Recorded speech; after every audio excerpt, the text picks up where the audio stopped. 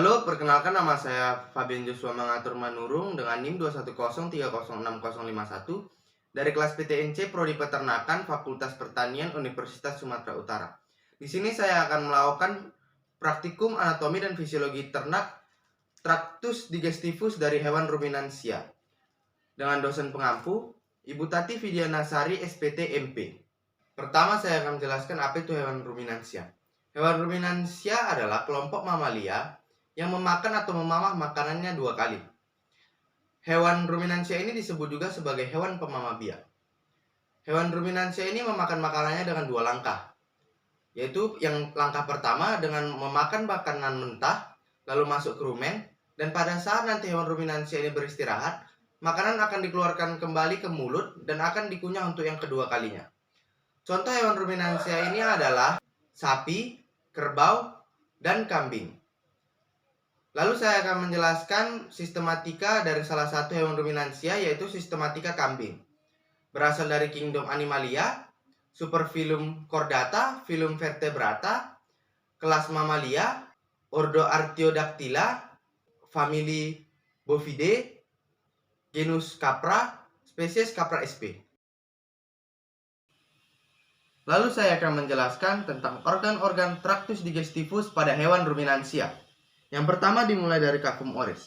Cavum oris atau mulut merupakan tempat masuknya pakan atau tempat pencernaan pertama kali dimulai. Di cavum oris ini terjadi pencernaan secara mekanik dan kimiawi. Cavum oris atau rahang ini dapat bergerak menyamping untuk menggiling makanan. Di dalam cavum oris ini terdapat berbagai organ, yaitu yang pertama adalah dentes atau gigi. Dentes pada hewan ruminansia ini terbagi menjadi 3, yaitu dentes incisivus, premolar, dan molar. Dentes incisivus atau gigi seri berfungsi untuk memotong makanan. Lalu premolar atau gigi geraham depan dan molar gigi geraham belakang berfungsi untuk menghaluskan makanan. Lalu terdapat juga lingua atau lidah yang berfungsi untuk merenggut dan mendorong makanan masuk ke eksofagus. Lalu terdapat juga kelenjar saliva. Kelenjar saliva ini dihasilkan oleh kelenjar khusus pada hewan ruminansia yang berfungsi untuk menetralkan asam yang berasal dari rumen. pH dari kelenjar saliva ini adalah 8,2. Nah, pada lambung ruminansia yang dibagi menjadi 4, yang pertama merupakan rumen. Ini merupakan rumen. Rumen atau perut besar berfungsi sebagai tempat fermentasi mikroorganisme, absorpsi VFA, dan tempat pencampuran pakan. Di dalam rumen ini terdapat berbagai macam mikroba dan berbagai tipe protozoa. Lalu ini merupakan retikulum. Retikulum atau perut jala. Retikulum atau perut jala ini sebagai tempat fermentasi pakan oleh mikroorganisme. Hasil dari fermentasi ini merupakan VFA, amonia, dan air. Lalu ini merupakan omasum. Omasum atau lambung yang berlipat-lipat. Di sini masih terjadi proses fermentasi mikroorganisme. Dan omasum ini berfungsi juga untuk mengatur arus ingesta untuk masuk ke abomasum. Lalu ini merupakan abomasum. Abomasum atau perut sejati ini berfungsi sebagai tempat pencernaan protein oleh enzim peptinogen. Nah, dinding dari abomasum ini menghasilkan berbagai macam enzim. Contohnya yaitu enzim pepsinogen, garam organik, mukosa, dan asam HCl. Lalu abomasum ini juga mengatur arus digesta dari abomasum menuju ke intestinum tenue. Lalu ini merupakan hepar atau hati. Hepar atau hati berfungsi untuk menyekresikan empedu, metabolisme lemak, metabolisme protein, dan metabolisme karbohidrat. Lalu ini merupakan gallbladder. Gallbladder atau kantung empedu ini berfungsi untuk membantu pencernaan lemak dan membantu mencerna vitamin yang larut dalam lemak, yaitu vitamin A, D, E, dan K. Lalu ini merupakan pankreas. Pankreas berfungsi untuk menyekresi makanan yang akan masuk ke intestinum tenue. Lalu ini merupakan intestinum tenue. Intestinum tenue pada hewan ruminansia dibagi menjadi 3, yaitu duodenum, jejunum, dan ileum. Nah, di intestinum tenue ini terjadi penyerapan sari-sari makanan untuk diedarkan ke seluruh tubuh. Lalu ini merupakan sekum. Sekum ini sebagai tempat pencernaan fermentatif oleh mikroba. Lalu ini adalah kolon. Kolon ini berfungsi untuk menyerap mineral dan menyerap air dan untuk diedarkan ke seluruh tubuh. Lalu ini merupakan rektum. Rektum atau tempat penyimpanan sementara dari kotoran hewan. Lalu ini merupakan anus. Anus sebagai tempat keluarnya kotoran. Lalu saya akan menjelaskan tentang perjalanan pakan pada traktus digestivus hewan ruminansia. Yang pertama, pakan akan masuk melalui cavum oris. Di cavum oris ini akan terjadi pencernaan secara mekanik dan pencernaan secara kimiawi. Pencernaan secara mekanik dibantu oleh dentes atau gigi. Dentes akan menghancurkan makanan pada rahang. Dan di rahang ini akan bergerak ke kanan dan ke kiri untuk menghaluskan makanan. Lalu pencernaan kimiawi yaitu kelenjar saliva. Kelenjar saliva akan membasahi pakan yang masuk dan akan terjadi pencernaan karbohidrat yang pertama kali. Lalu itu pakan masuk melalui eksofagus.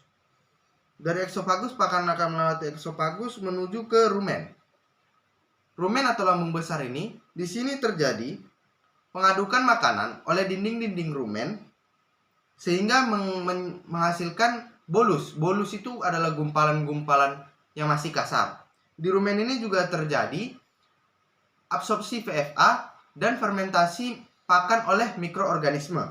Lalu setelah hewan ruminansia beristirahat, maka pakan yang di rumen ini akan dikeluarkan kembali melalui eksofagus menuju cavum oris yang disebut dengan proses regurgitas.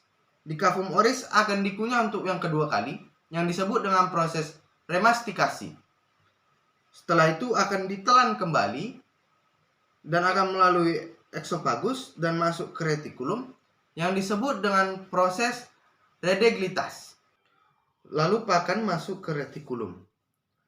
Pakan yang berbentuk bolus tersebut masuk ke retikulum dan di retikulum ini akan terjadi fermentasi pakan oleh mikroorganisme. Nah, di retikulum ini juga terjadi penyaringan kotoran-kotoran yang terdapat pada pakan.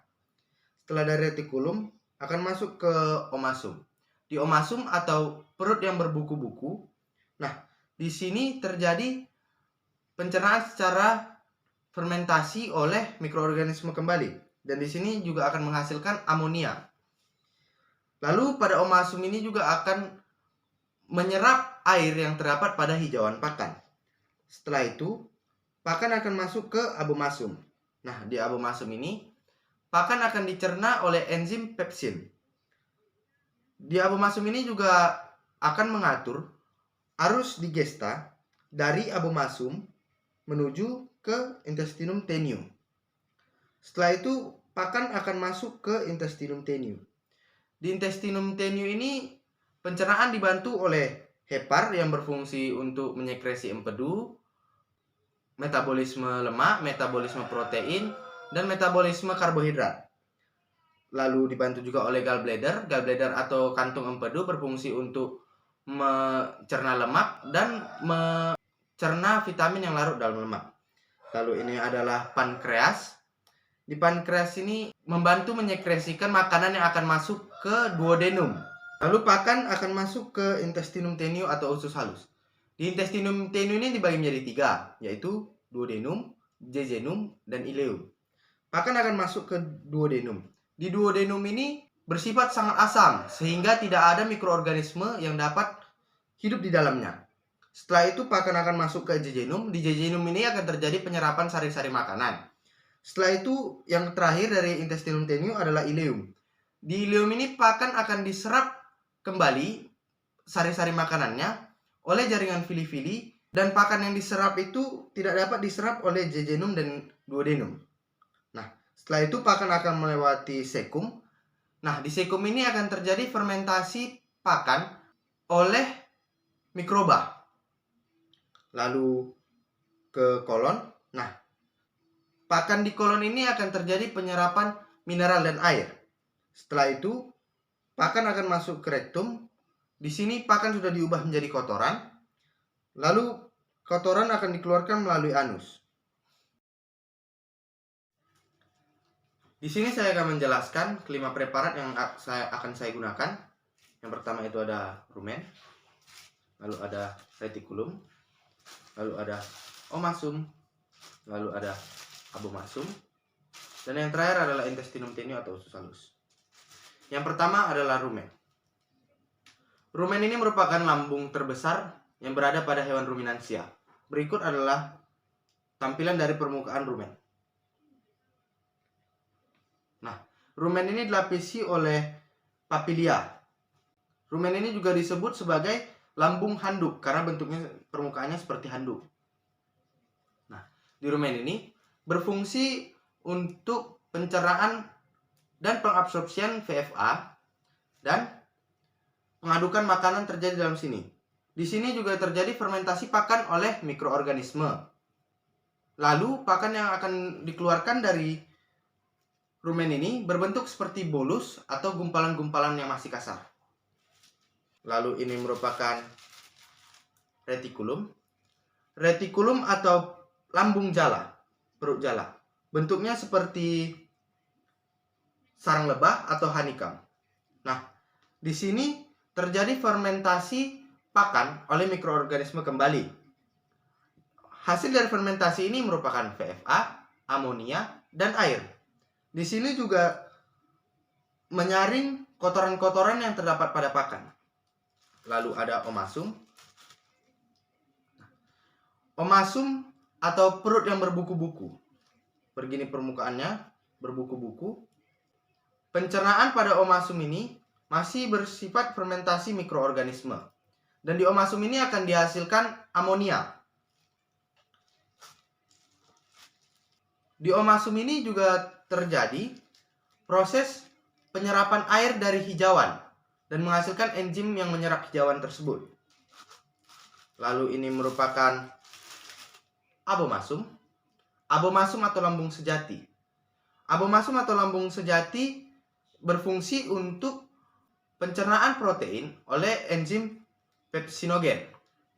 Nah, ini juga berfungsi untuk mengatur arus digesta dari abomasum menuju ke intestinum tenio. Permukaannya berbentuk seperti ini.